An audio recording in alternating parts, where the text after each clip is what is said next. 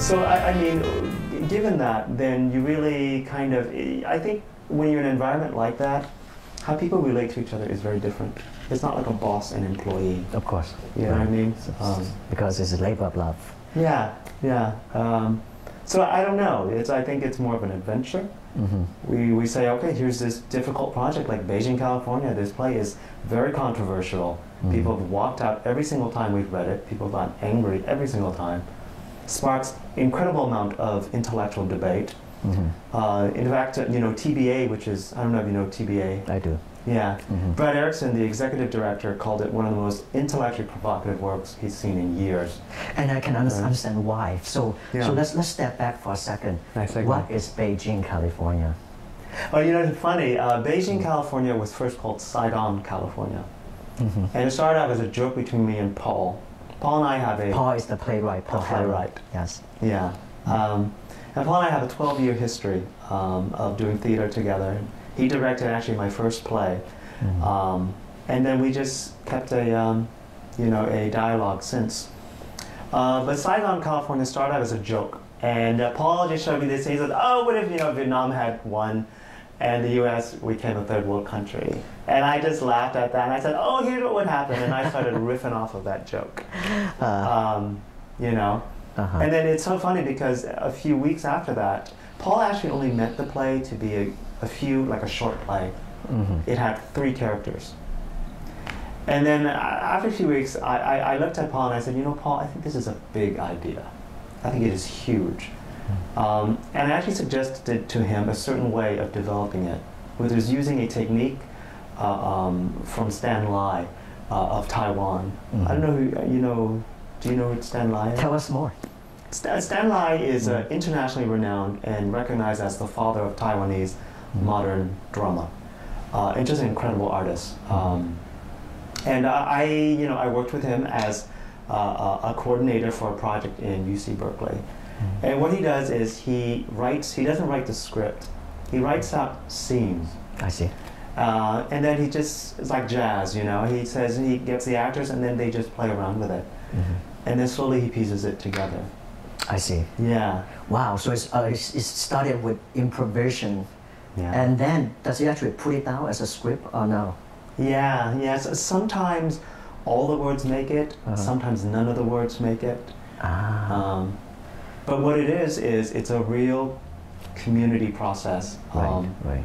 And what it is, it's funny, but the reason why Stan Lai did that is because when a writer sits and writes, it is one brain trying to capture a variety of characters, which is not accurate. Because in life, when you have even, let's say, 3 of us around, right? We all have our own intentions and desires and direction, and so it's very messy. And it's very unpredictable what will happen. Versus if you're just thinking about it, you're directing it and just writing it, it's kind of predictable. So this method really makes things unpredictable. I see. Yeah. So Paul Helen applied this technique? Yeah. Wow. I passed it on to Paul and I said, you know, I'll direct it and you write it. And so I kind of showed him how the technique worked. And then we worked on this for 2 years. And a total of 40 plus actors have actually come into this and created the characters and the stories, you know. So take us back to the production period.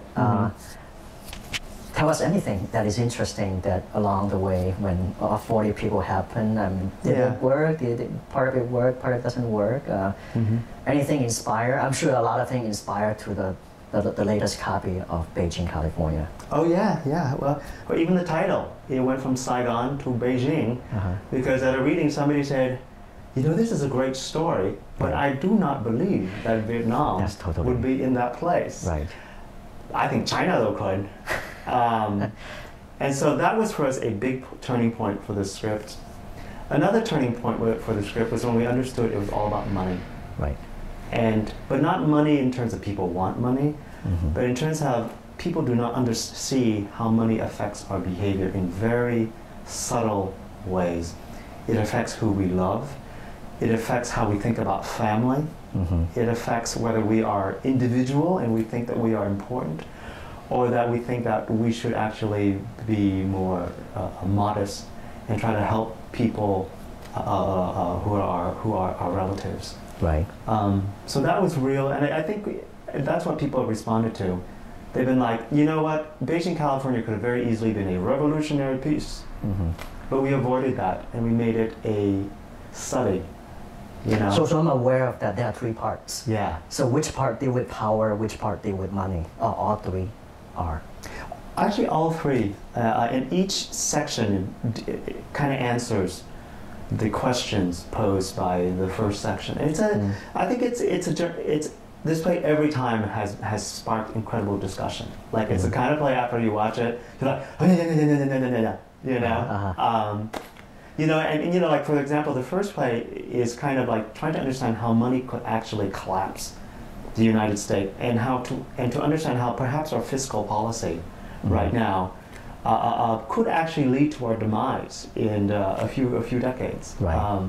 And it's so funny because as Paul was writing this, everything that he wrote came true on the news, like the bailout, the collapse of, you know, all of that, and center to episode 1 is our $1 trillion debt to China. Of course. And you know, and then episode 2, called Love and Sex, explores how the idea of love, like, you know, like for example, if you think about, I'm sure since you and I are from Vietnam, right, how romantic love in Asia is very different than how people think of romantic love here. Like, I would almost say that love in Asia is much more powerful with the family, right, versus romantic love. Versus here, romantic love is much more powerful than family love. And people say, well, that's just an American Vietnamese thing. And I'm like, no, it's a money thing. Because in America, you can't afford to love people romantically. But, you know, in Vietnam, loving your family would benefit you much more. So that's what Love and Sex, the episode 2, is about. So what about part 3? Part 3 is about ethics, right and wrong, and our decision about it, and how that's also affected by money.